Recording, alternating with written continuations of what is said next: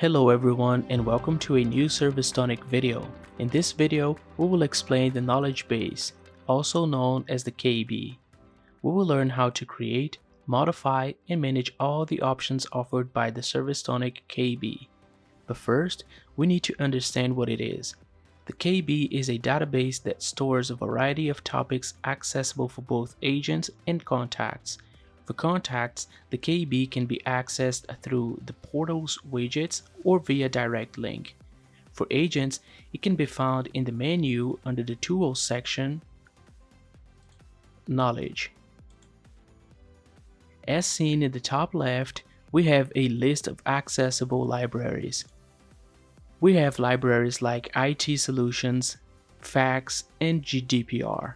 Each library contains its own content, which can either be a simple list of topics or something more elaborate like the hierarchical structure we are viewing now.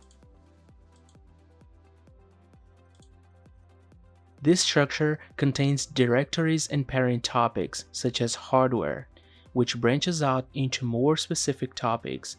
Each topic offers a title, a description, a direct link, and finally statistics as shown.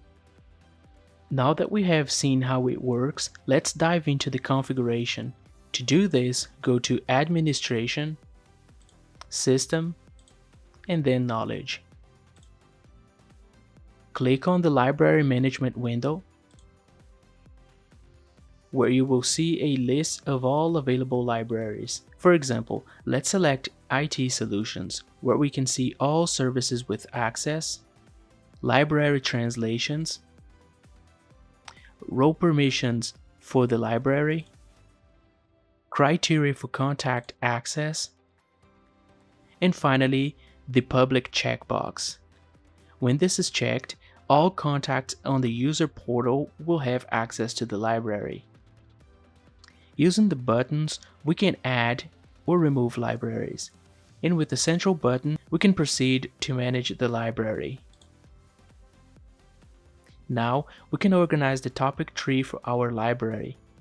By clicking with the right button, we see several options such as ordering the topic, creating a subtopic, or even deleting it.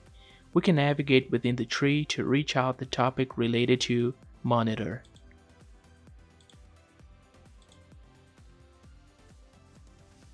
In this topic, we can add a description in various languages.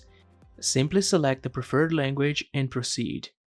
For internal topic management, we can add keywords so that when a direct search is performed, this topic is suggested. For example, adding HDMI.